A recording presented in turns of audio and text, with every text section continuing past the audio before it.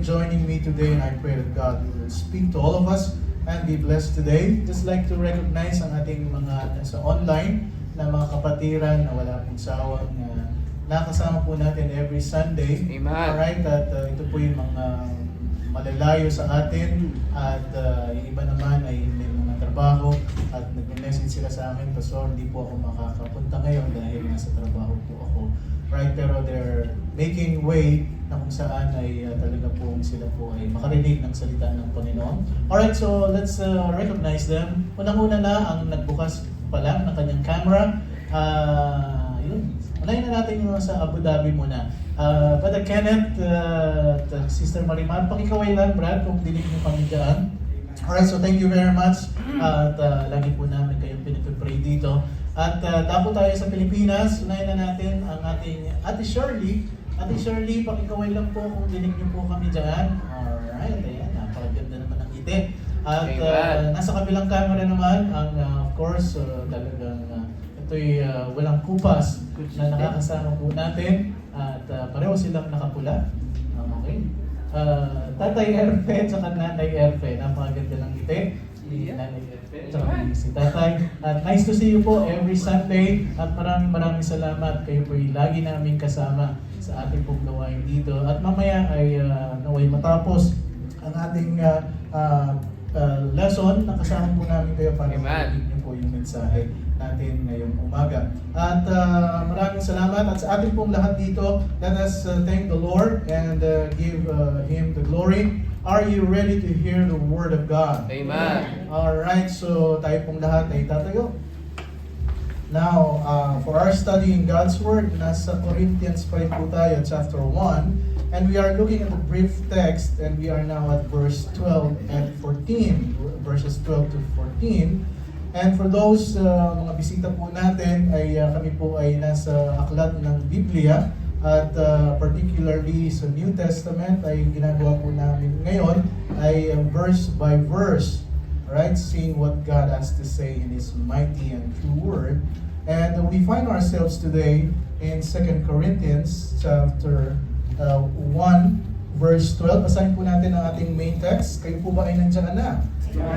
Alright, so we read the Word of God. Ready?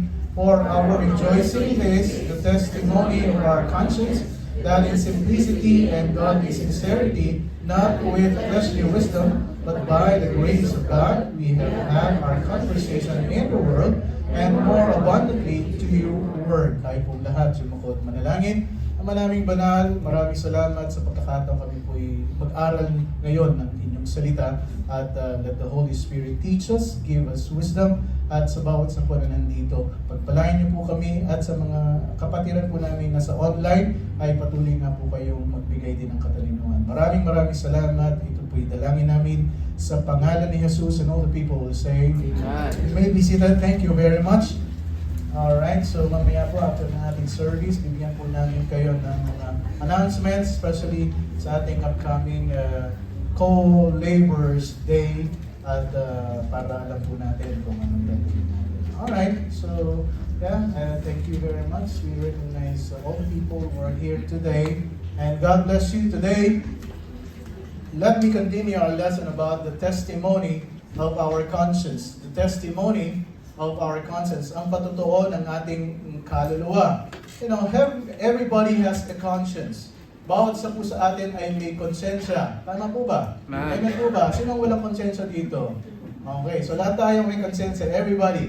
And as I said last week, the conscience function in response to whatever belief system is the highest standard. Ibig sabihin, ang konsensya po natin ay kumikilos in response kung ano man po yung highest standard na meron tayo sa ating buhay. Kaya nga po tinanong ko kayo last Sunday, ano ba yung highest standard na meron ka sa buhay?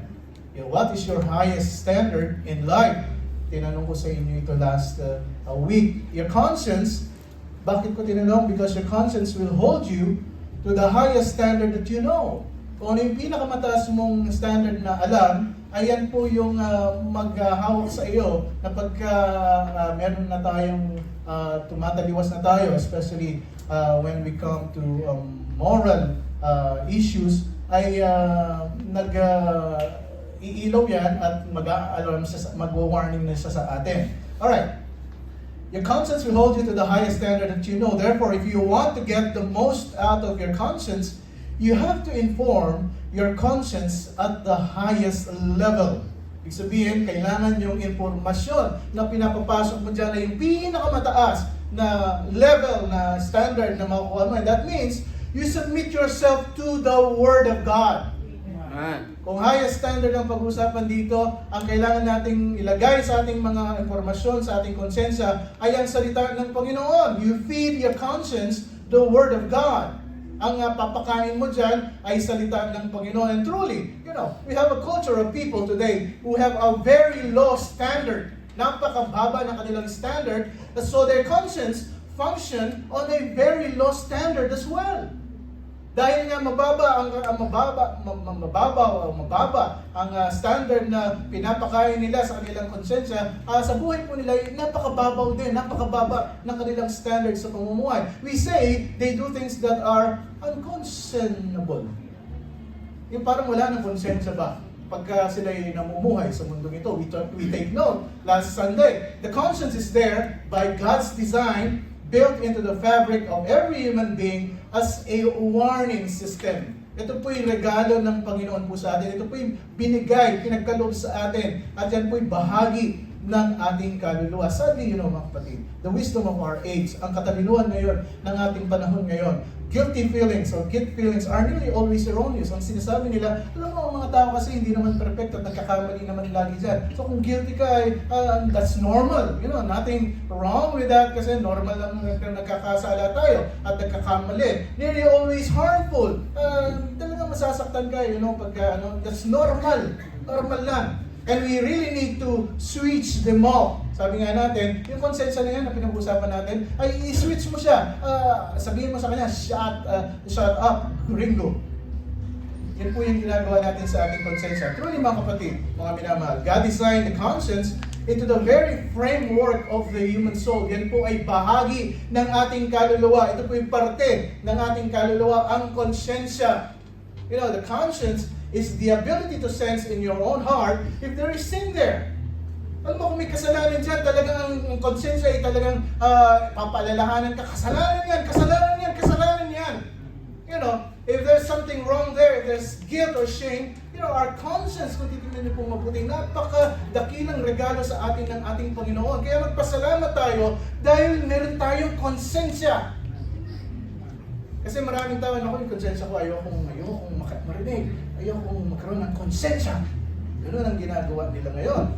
Like pain, yung ating, sabihin natin, nasasaktan tayo, especially physically, which warns us that we are hurting our body so you don't kill yourself.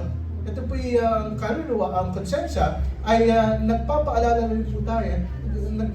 rin po sa atin that you are killing your soul. Conscience is the soul reflecting on itself. Yan po ay galing sa Greek na word na suneidasis. Sa English word is conscience. This is the idea of knowing yourself. Do you know yourself? That means having an internal sense about the reality of your spiritual condition. Tinitingnan mo ba? Chinecheck mo ba yung sarili mo? Kaya nga sabi ng Bible, examine yourself. If you are in the faith or not. Napakahalaga po ng konsensya. The ancient Greeks, yung mga ancient Greeks, meron silang ginawang, they personify this conscience and they call it the goddess of conscience, which is Nemesis. Si Nemesis, kung nakita niyo na yung image niya, ito yung parang may timbangan na, di ba, yung hawak-hawak. Si Nemesis ay pagka may mga hindi tama ay inuhusgahan niya, and ang trabaho niya ay retribution and vengeance. Kung titingnan niyo po mabuti mga kapatid, even these people who are not really Christians, they have this sense of conscience, the accurate view of conscience. They had a fairly a view of conscience, and ang sinasabi nila, conscience is reverence for moral law. Lalo na pagka ang ating mga nagagawa ay against na sa ating pagkatao. Conscience can be a tormentor also. In fact, someone said, conscience is either your best friend or your worst enemy. And conscience, as we've been learning, is truly a marvelous gift from God. Kaya pasalamat talaga tayo na meron tayong konsensya. Conscience is an internal component of humanity designed to warn you, particularly about sin. Ito po yung nagpapaalala sa atin na nagkakasala tayo, or magkakasala tayo, or nagkasala tayo. You know, as Paul writes, as Paul writes the second letter to the Corinthians, yung sinulat po ni Pablo, yung 2 Corinthians, you know, conscience is much on his mind. Nung sinusulat niya, sabi niya, alam mo, ang iniisip ko yung konsensya, napakahalaga nito sa buhay ng isang mananampalataya.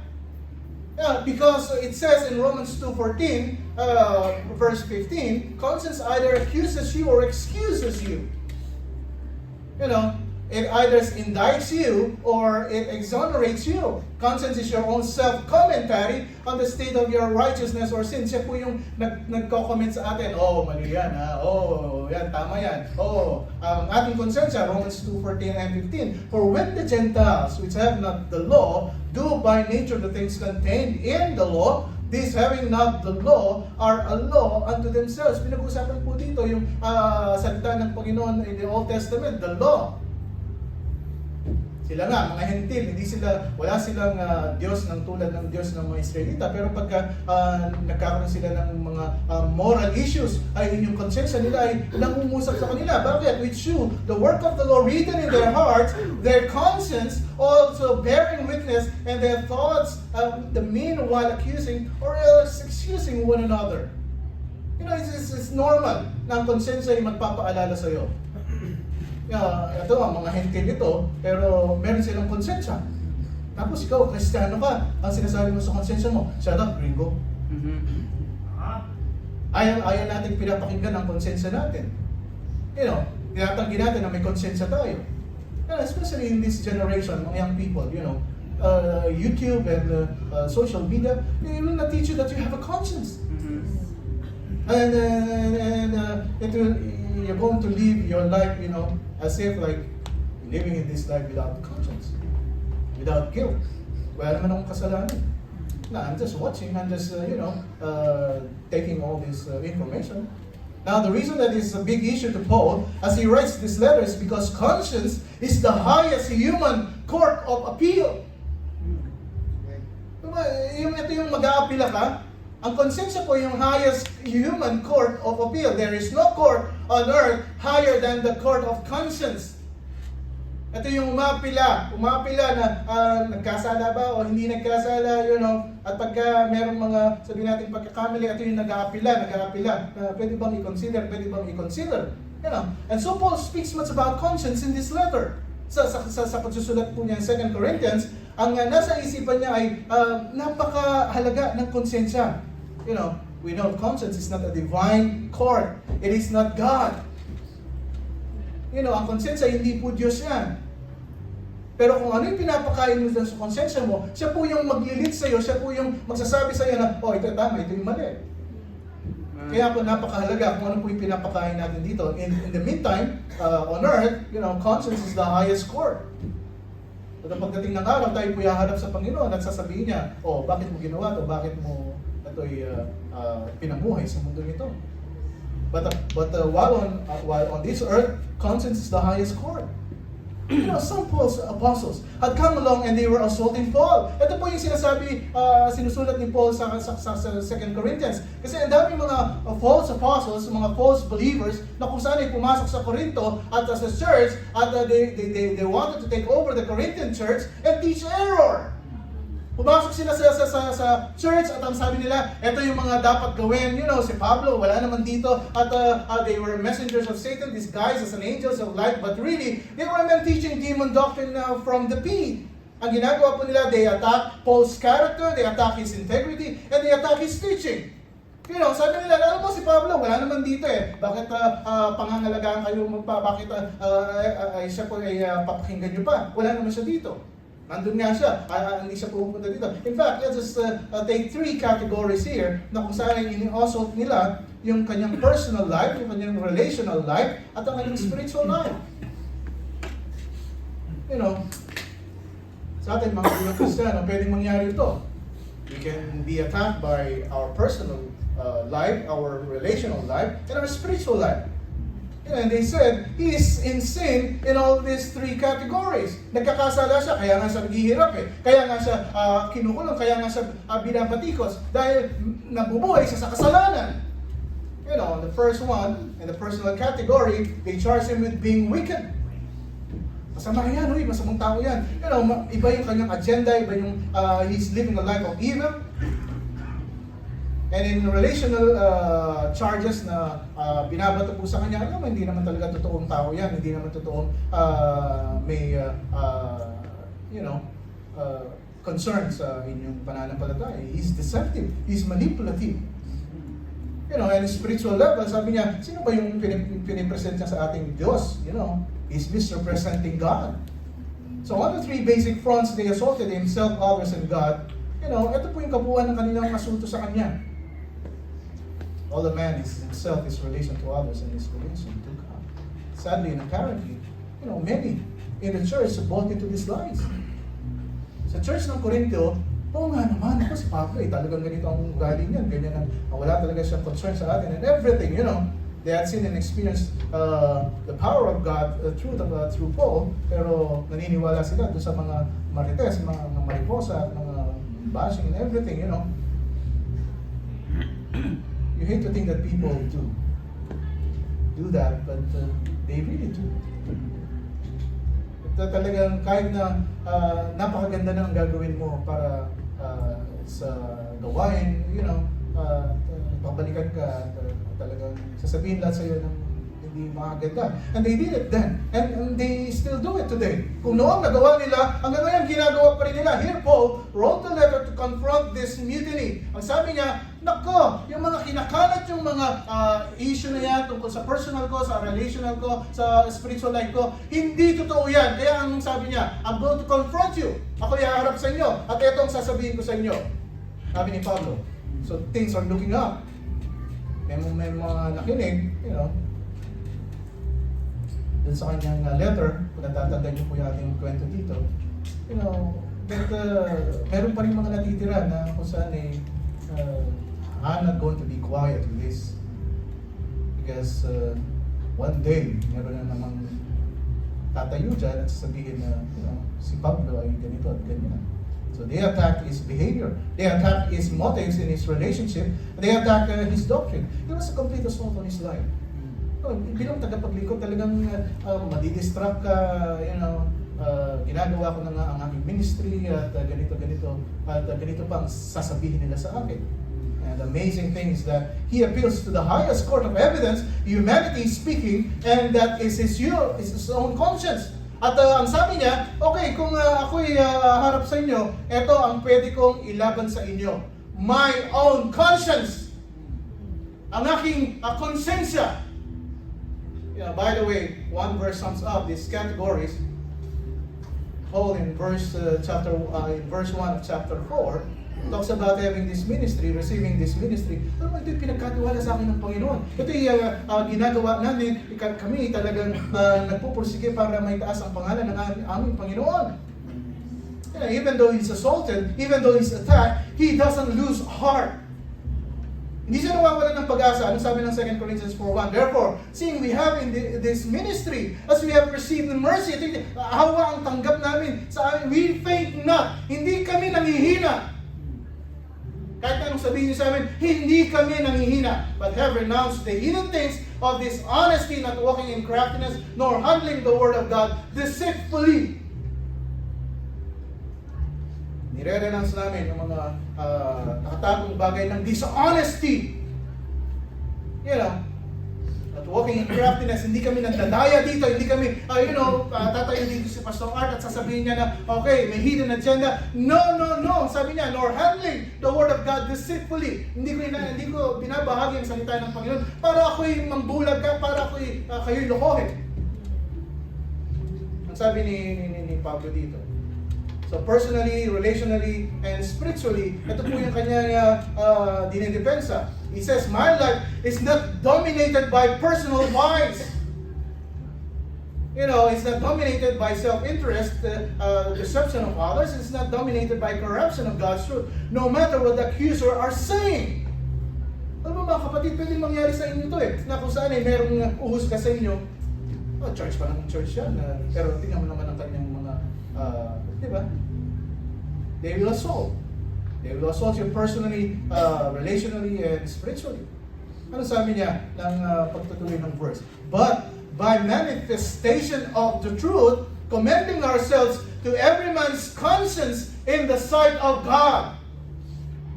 Sabi niya, okay, tanungin niyo yung mga tao na kung saan kung ang konsensya ay talagang, ang konsensya ko ay mali.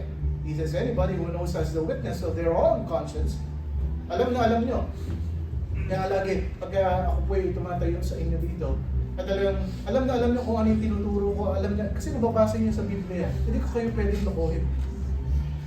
At pagka iba na yung sinasabi ko dito, iba yung nababasa ko dito, tumayo ka ngayon at sabihin mo sa akin, Pastor Art, iba yung tinuturo mo sa Biblia. Now let's go back dun sa ating main text. There are 3 lines of defense here. Dumidepensa siya. That he appeals to the highest human court again. Ano yung highest human court? The conscience. His conscience. Ang sabi niya, it's a fully informed conscience. Ang sabi niya, ang konsensya ko ay fully informed by the Word of God. Of a fully sensitized conscience is the highest form of human judgment or human decision. You know, Paul could have said, look, you're questioning my character, you're questioning my relationship, you're questioning my theology and my relationship to God. I've got some pretty fine friends who are going to write you some letters. Pwede, sabi niya, pwede namang yung buong church ay magpatotoo na ito yung ginagawa namin sa BBCDE. And he could have found his friends. Sabi niya, nandiyan ang kaibigan ko si Julius, si Jeric, nandiyan yung mga men, ladies na mga kaibigan ko, sila magpapatotoo.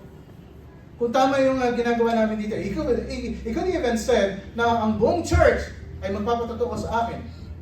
Pero alam niyo po ba ang maganda dito? Si Paul, hindi niya ginawa yun. He did not do that. You know, he did not appeal to his friends, he did not appeal to his co-workers, he appealed to a higher court than all of those, and he appealed to his conscience. Siya po ay sabi niya, ito yung konsensya ko.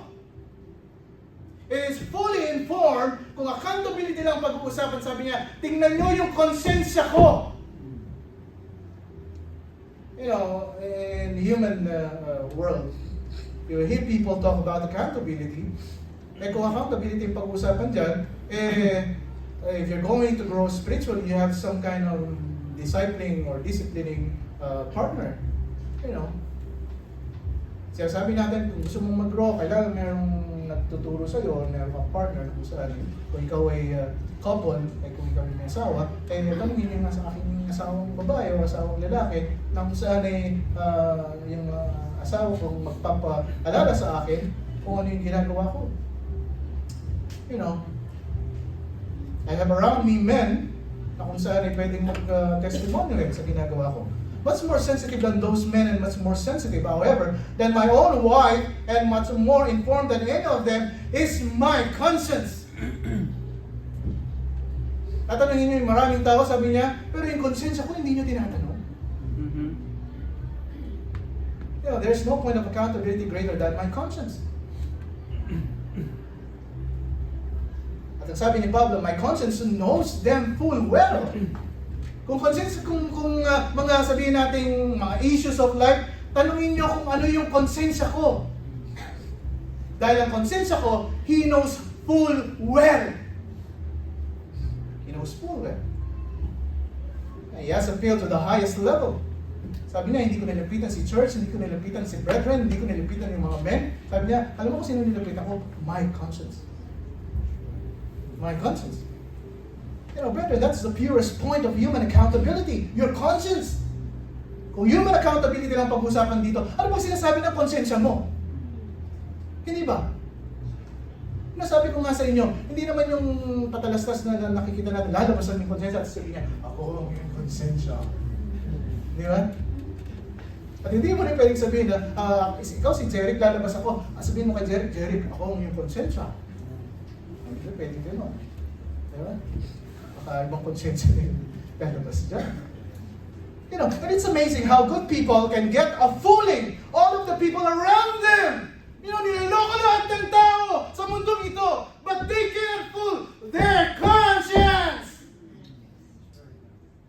Lokohin mo na ang lahat ng mga kasama mo sa bahay, mga kasama mo sa school, pero yung konsensya mo, hindi mo pwedeng lokohin yan.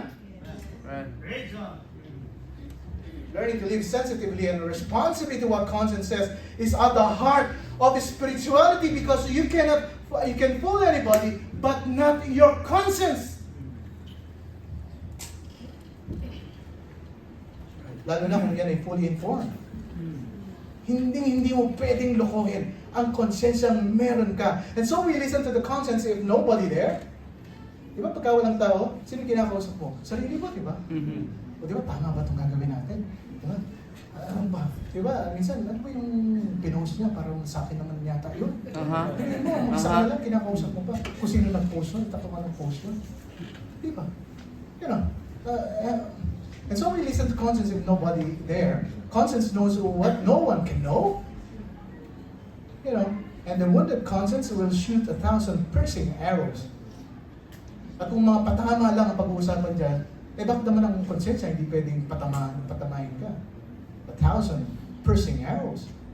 Now in Paul's case, conscience is appealed to and conscience exonerates. Ang sabi niya 2 Corinthians 1:12a, for our rejoicing is this. Ang sabi niya, ang aming kagalakan ay ito, the testimony of our conscience. Kami natutuwa, sabi niya, kasi ito yung konsensya namin, ito yung patotoo ng aming mga konsensya. You call me a sinner, you call me a deceiver, you call me a false prophet, and I will say in response, my conscience gives the opposite testimony. Kahit anong sabihin niya sa akin, sabi niya, kung yan ay ako'y deceiver, kung ako'y makasalanan, kung ako lahat ng mga pangbabashing, gagawin niya sa akin. Pero sabi niya, my conscience give the opposite testimony.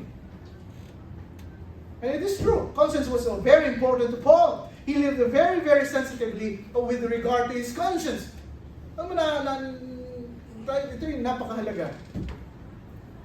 And in Acts 23 verse 1, and Paul, earnestly beholding a council, said, men and brethren, I have lived in what? In all good conscience before God until this day.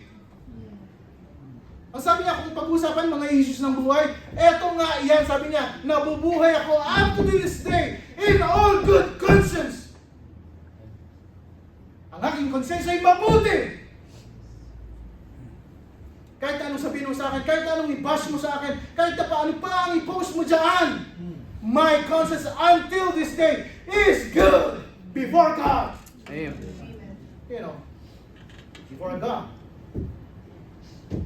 Acts 24:14, but this I confess unto thee, I admit to you, that after the way which they call heresy, sabi nila, kahit anong pinagsasabi niya sa akin, so worship I the God of my fathers, believing all things which are written in the law and in the prophets. Ito nga yung aking pinapakain sa aking konsensya, yung batas ng Panginoon, ng salita ng Panginoon at yung mga propeta na nandito sa Biblia. And sabi niya, have hope toward God. Ang aking pag-asa ay sa Diyos, which they themselves also allow that there should be a resurrection of the dead, both of the just and unjust. Anong sabi niya? And herein do I exercise myself to have always, anong sabi niya? A conscience void of offense toward God and toward men.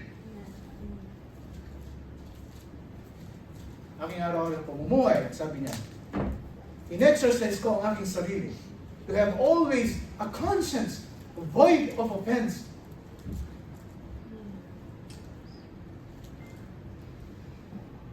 Toward God and toward men. This is a great testimony for him. He had maintained a blameless conscience. Kahit naman sabihin niyo sa akin, pero ang konsensya ko, pinapatotoo niya na wala akong ginagawang pangit at masama sa inyo. Sabi niya, sumulat sa kay Timothy, 1 Timothy 3:1. This is a true saying. Ito yung totoong-totoo. If a man desire the office of a bishop, sabi niya, kung ikaw yung magiging bishop, kung ikaw yung magiging pastor, sabi niya, napakaganda naman ng iyong hangarin, he desire a good work. Ano sabi niya? A bishop must be what? Blameless. A bishop must be blameless, the husband of one wife, vigilant, sober, of good behavior, given to hospitality, and apt to teach. Ano sabi niya? 1 Timothy 3:8. We continue. Verse 8. Likewise, ang mga deacons, ganun din. Kailangan isa malalalim, be grave, not double-tongued, not given to much wine, not greedy of filthy lucre, holding the mystery of the faith, what? In a pure conscience. 2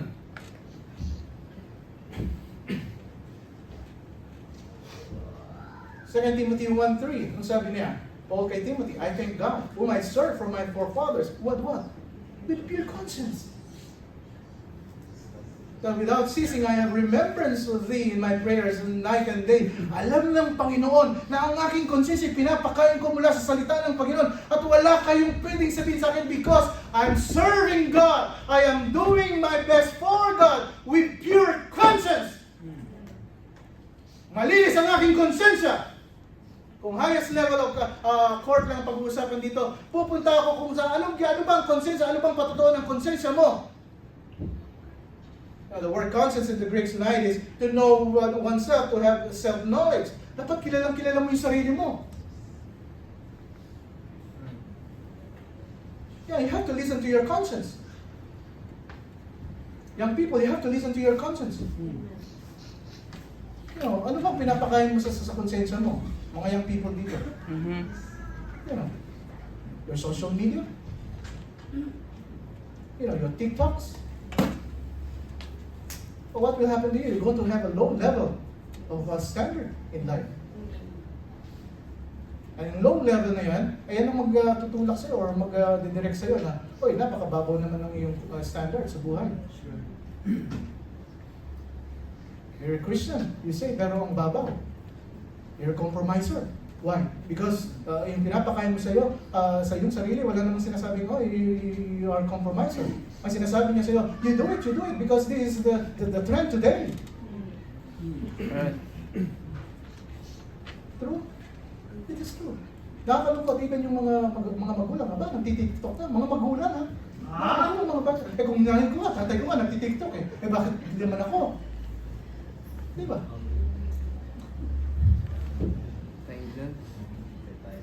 You know, Paul said, I have a clear conscience. Malinis ang aking konsensya. Ito yan. Our point here is this, mga kapatid. Ito yung aking point dito. You know, everybody has a conscience. Right. Lahat naman tayo may konsensya.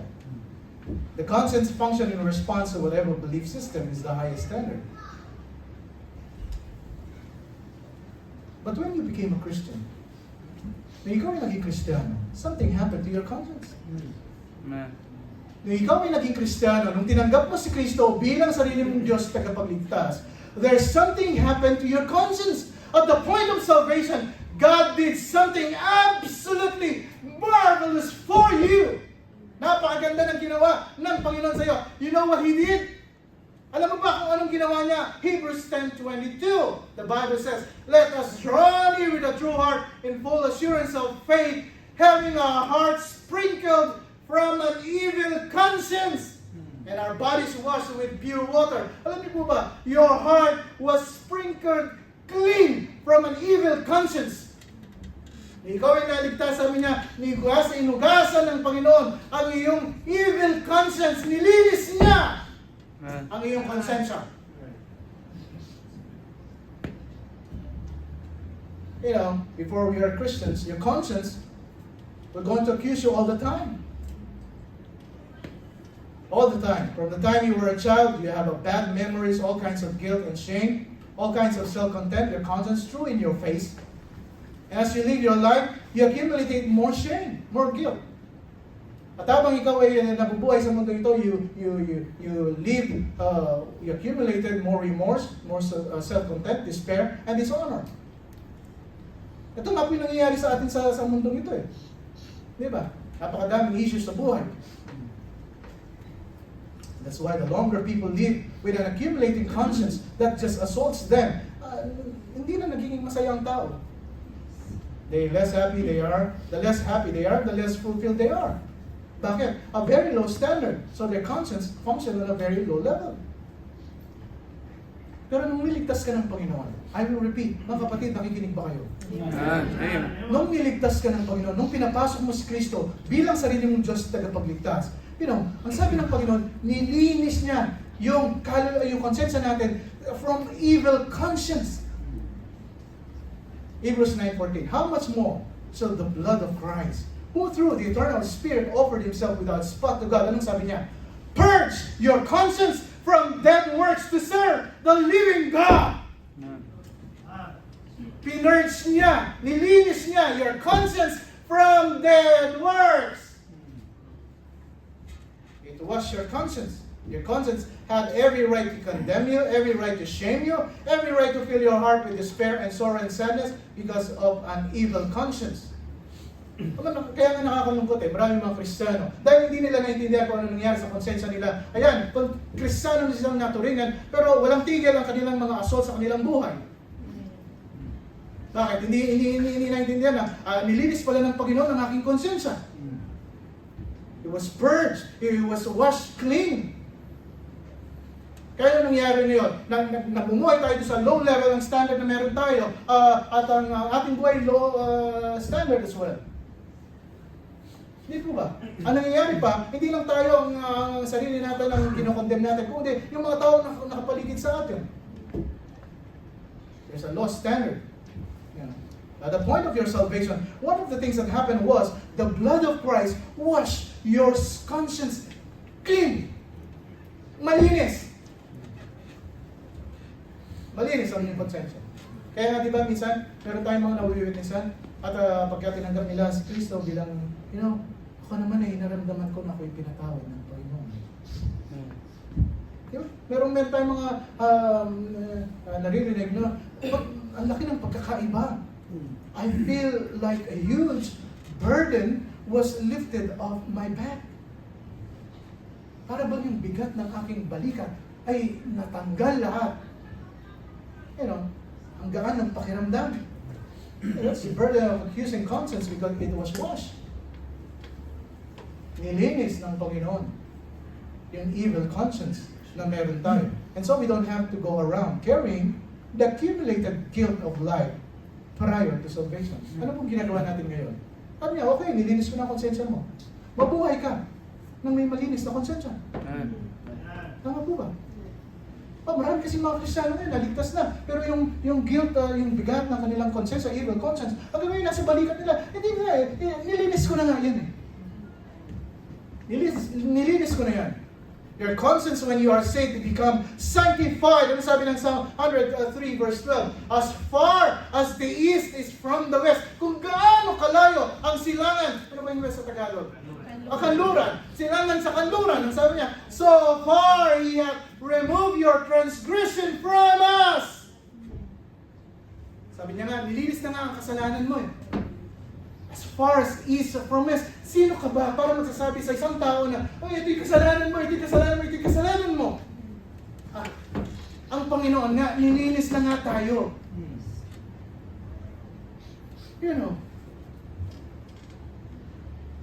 To borrow the words of God Himself, I will remove your sins as far as the east is from west. I buried them in the depths of the sea. Yung pinakamailalim ng dagat, ay doon ko na nga, yan ay nilibing. At ang sabi niya, at remember no more. At hindi ko na nga yan binabalik-balikan. Hindi ko na nga yan inaalala. Hindi ko na nga maalala. Remember no more. Pagkatapos tayo dito, ikaw kasi ganito, last year, 2 years ago, 10 years ago na. Di ba 20 years ago na? Di ba nandito ka naman sa UAE? Anong ganawa mo? Sa Pilipinas, ganyan na kami. Pag di ka, bumalik ka sa Pilipinas. Hindi ba? Right. Mga kapatid, Hebrews 8:12, for I will be merciful to their unrighteousness and their sins and their iniquities will I remember no more. Ang Panginoon nga nagsasabi na, hindi ko na nga maalala yung kasalanan mo. Ang Panginoon na nga po ang nagsasabi nito. Hebrews 10:17, and their sins and iniquities will I remember no more. The blood of the Lord Jesus Christ cleanses the conscience. This is the difference of a true believer and a non-believer.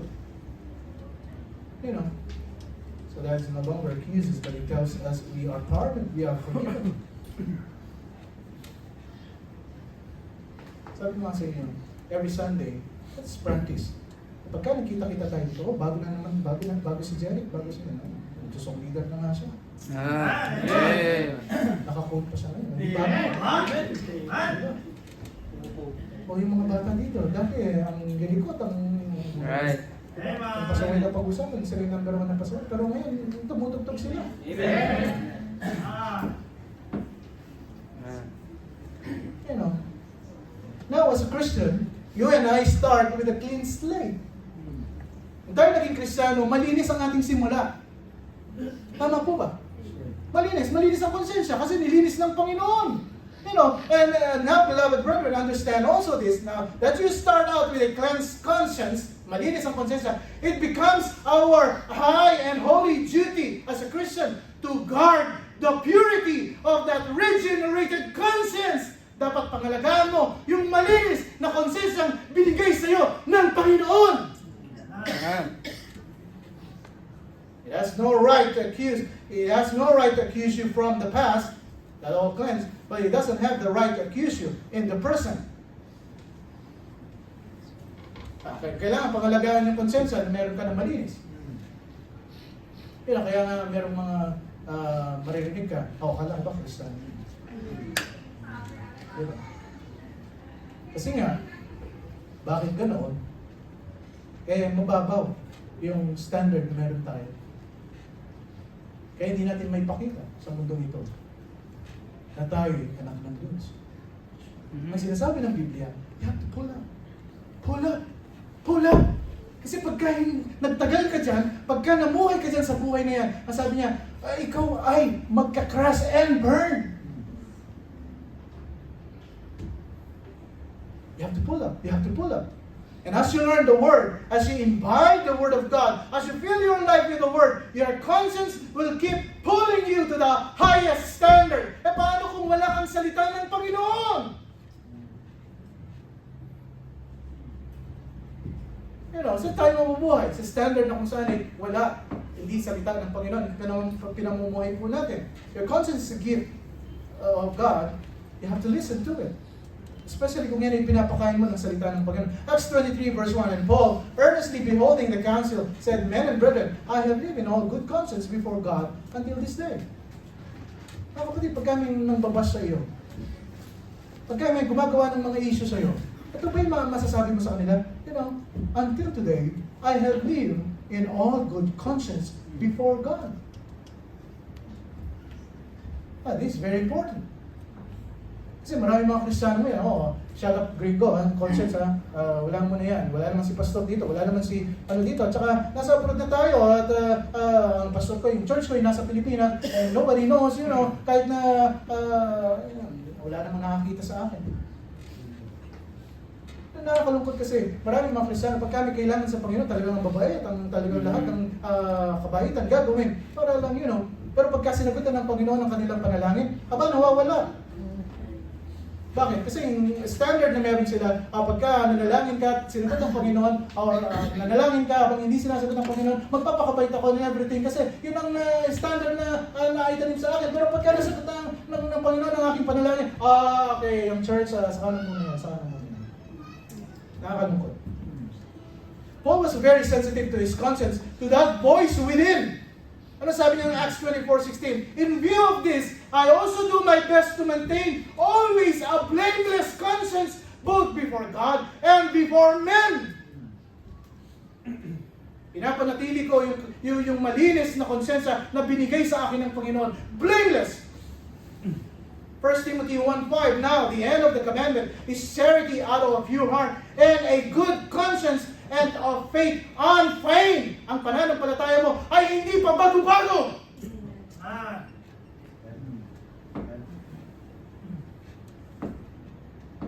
Pangit mga kapatid. Pangit talaga. At naging unfair tayo sa harapan ng Panginoon. Pagkatapos sinagot ng Panginoon ang iyong panalangin, nawawala ka. Nawawala. 2 2 Timothy 1:3, I thank God whom I serve before my forefathers. Noon pa, sabi niya, na kung saan ay ang aking mga ninuno ay naglilingkod din with pure conscience. Noon pa, nung nagsimula ako sa gawain, pure conscience. Wala akong hidden agenda dito. I serve God with a clear conscience. Tulad ng mga paglilingkuran ng aking mga ninuno. 1 Timothy 1:18 and 19, this charge I commit unto thee, son Timothy. Sabi niya, ito nga yung pinaka-abilin ko sa iyo, Timoteo. According to the prophecies which went before on thee, that thou by men mightest war on a good warfare, you have to hold the faith and a good conscience. Some having put away concerning faith have made shipwreck. Ito nga yan sabi niya. Di ba marami mga Kristiyano ay nung bago-bago mainit sa pananampalataya. Yung may nakasagutan sila sa panalangin ay sila ay napakainit. Pero nasa na sila ngayon? Dahil ba sumasahod ka ng malaki?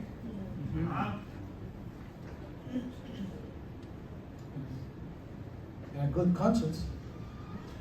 Fight the good fight, keeping faith and good conscience. I tell you, this is a major thing. Our conscience, a pure conscience, a pure conscience, a clear conscience, a good conscience, a blameless conscience, that's the heart of a strong testimony for Christ. Ang malinis na konsensya, ang puro, ang mabuting konsensya, ang walang pwedeng ibato na konsensya, a blameless conscience. That's the heart of an effective life. Now, 2 Corinthians 4:2, but have renounced the hidden things of dishonesty, not walking in craftiness, nor handling the word of God deceitfully, but by manifestation of the truth, commending ourselves to every man's conscience in the sight of God. And 1 Timothy 3:16, having a good conscience, that whereas they speak evil of you as evildoers, they may be ashamed of falsely accuse your good conversation or conversation in Christ. Sila mismo may mapapahiya sila sa harapan ng Panginoon. Dahil ang iyong konsensya ay mabuti at malinis. You have to keep your conscience good, mga kapatid. You do not violate your conscience. No believer has a right to violate the conscience. There is damaging, destructive, deadly force in the church today, in this self-esteem stuff. Maraming mga churches ngayon, the potentials that you have.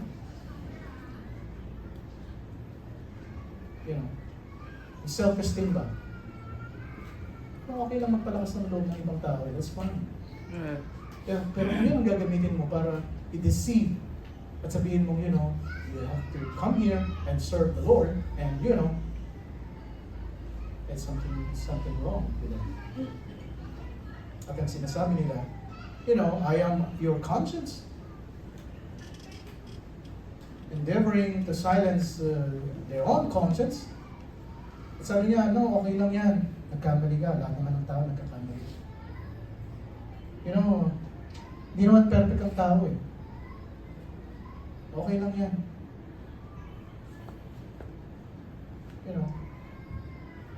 Para lang ma-eliminate yung shame. And people are going to continue to crash and burn from the highest points to the lowest, from the pulpit to the pew.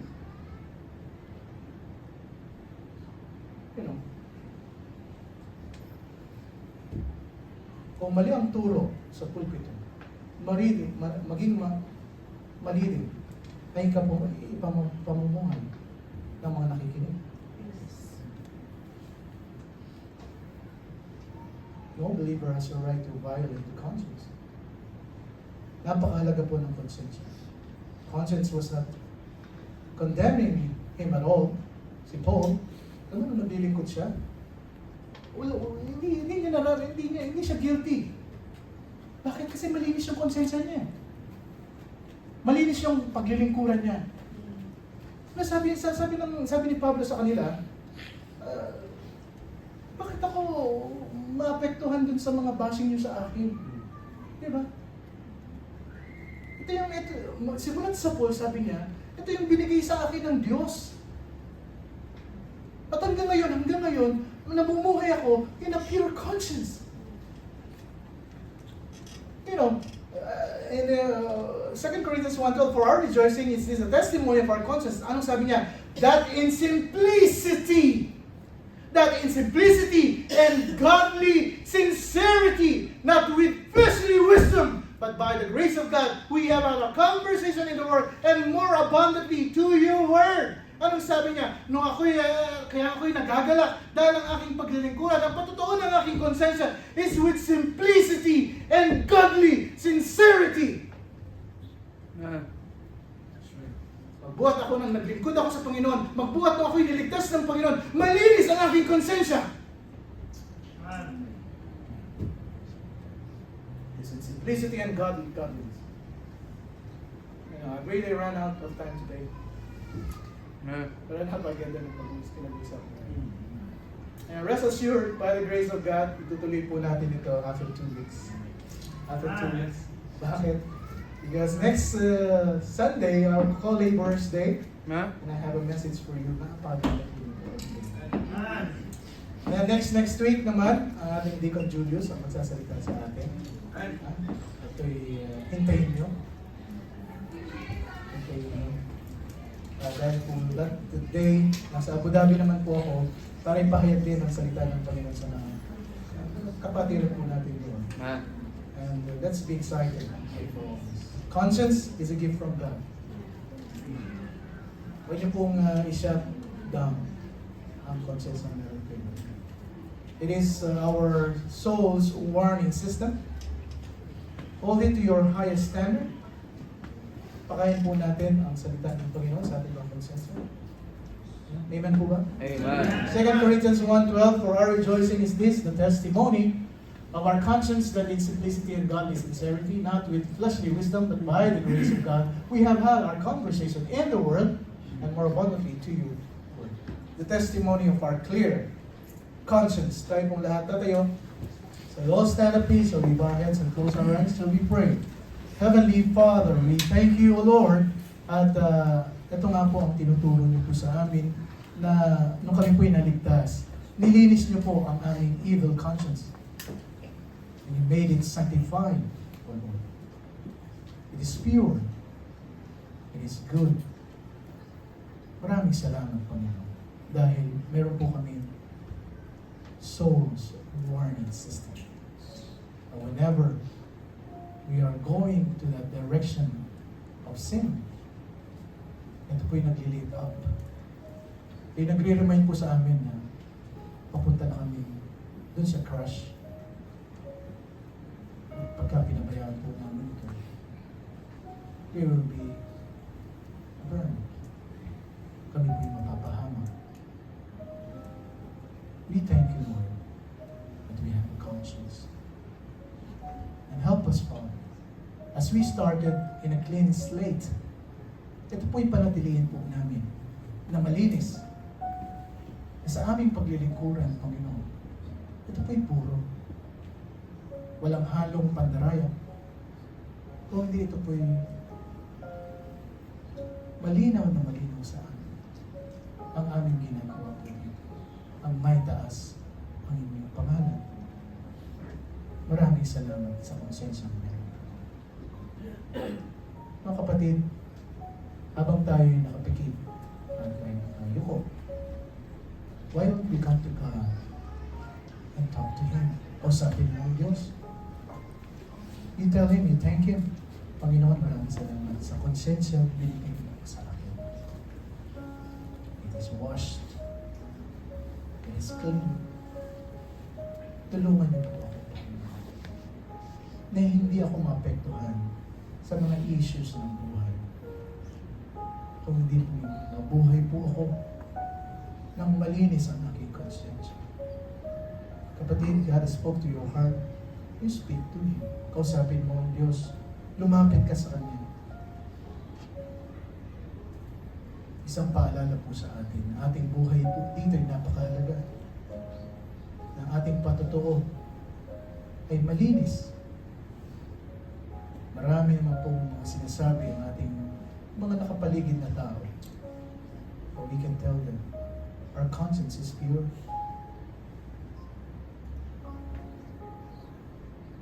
Our conscience is pure. We speak. kausapin mo ang Panginoon. You thank God for the conscience that you have. Pangalagaan mo. yung conscience.